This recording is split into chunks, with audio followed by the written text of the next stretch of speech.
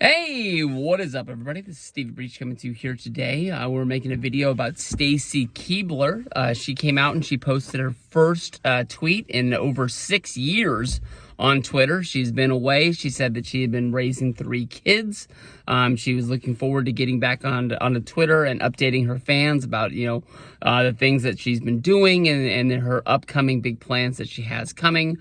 The biggest plans that as a wrestling fan we can think of is the fact that Stacy Keibler is highly rumored to be going into the WWE Hall of Fame this year at Wrestlemania. Stacy Keibler showed up to Wrestlemania a few years ago. She inducted Tori Wilson into the WWE Hall of Fame. You would think that Tori would be going there to return the favor to her, seeing how these two were so closely knit. They were such great friends throughout their whole career. Both of them started out in the dying days of WCW.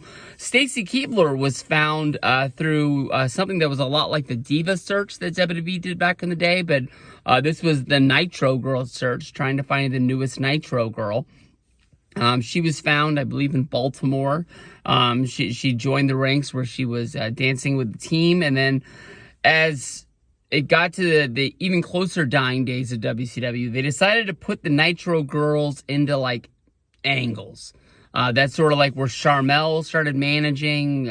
Was she managing a guy named, like, Kiwi or something like that? We had DDP's wife managing him. It's sort of not breaking up the group where they would still come together and they would do their dance routines, but they were, maybe thinking that they have so many girls on this dance team that are going out and just dancing. Maybe, trying to get a little bit more on the roster where they could fill out and sort of, give some help to a lot of people. Stacy Keibler, she started going under the name of Miss Peacock, where she would come out kind of like the standards and practices girl. She was sort of straight-laced, dressed up like a librarian, but when the music started playing, she would jump up on top of the announce table, and she would strip down, showing off her legs.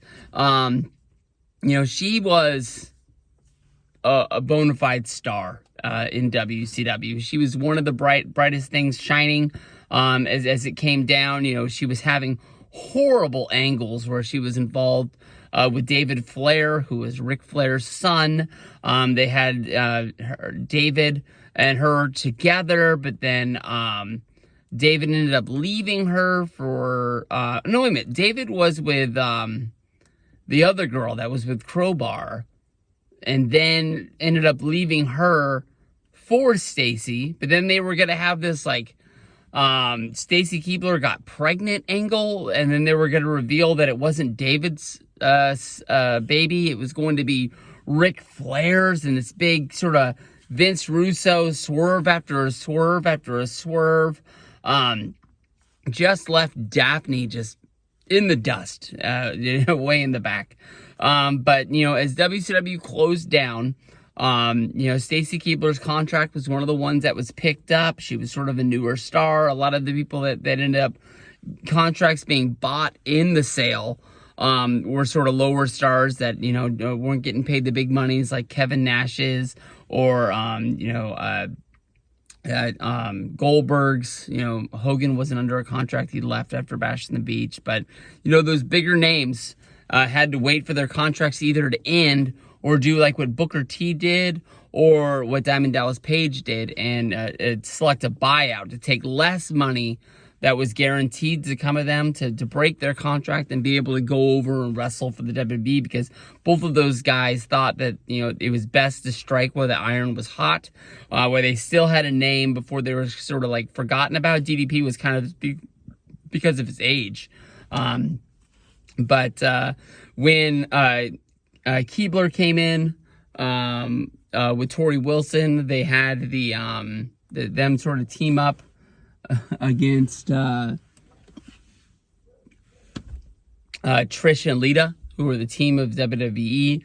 They were the Divas there at the time. They came in, they had the match at the Invasion, and as that sort of cleaned up, Wilson and Keibler sort of always found their ways into the angles that were going down.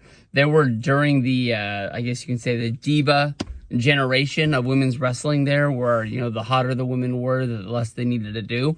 Stacy Keibler, when it comes down to it, I can't think of Stacy ever winning a match on Raw and or SmackDown, a pay-per-view, maybe winning like a 6-man tag team match when she was with the Dudleys.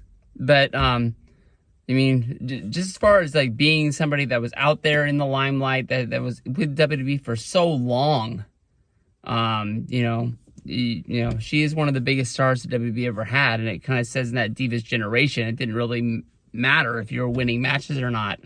It was kind of like the hotter you were, the better. I always thought it was cool that, you know, when Stacy's contract was ending with WWE, they let her go. She wasn't the first winner. I think she was the first runner-up of Dancing with the Stars. And when that show first came out, it was like American Idol hot. It was like everybody watched it. Everybody wanted it. I remember there was even a rumor that Dancing with the Stars was going to go on tour, and Stacy was going to tour around the country just dancing and making money that way. But that was sort of quietly how Stacy Keibler's contract expired from the WWE.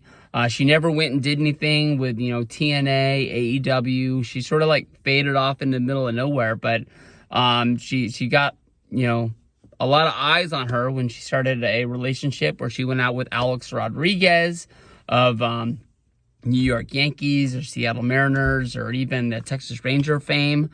And she came to Wrestlemania and sat front row one year. I honestly thought that was pretty cool. Even A-Rod was there with her and cheered on the show. So it sort of shows that even though she went through the business, she was still a wrestling fan. Because I doubt WWE just like said, hey, we'll give you this much money to sit front row and watch a show. It could have happened, but I'm not 100% sure. But congratulations. You know, it'd be awesome to see Stacy Keibler go into the WWE Hall of Fame. There's still more names behind her, such as like Victoria, Mickie James, that deserve to go in. But anybody who's, you know, got a squabble over her going in before anybody else obviously wasn't a fan of the product during that 2002 through like 2008 time period when Stacy was one of the hottest names in the game.